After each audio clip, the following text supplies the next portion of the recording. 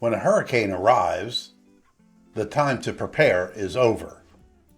Now you follow the plan. Stay inside, stay away from windows, stay in a safe part of your home. What about going outside to check? No, not during the storm, not even if it becomes quiet. Well, if it gets calm, that just means it's over, right? No, that may be the eye of the storm. Winds can return quickly, from a different direction, just as strong as before. Do not use candles if you lose power. Use safe lighting. Keep your phone charged, listen for alerts, and stay informed.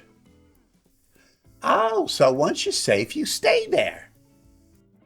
Yes, you do not take chances. You do not go exploring. You wait until it is truly over. If this video helped, give us a like and a subscribe. Visit EarthMoonSunShow.com for more preparedness tips. And remember, knowledge beats panic every time.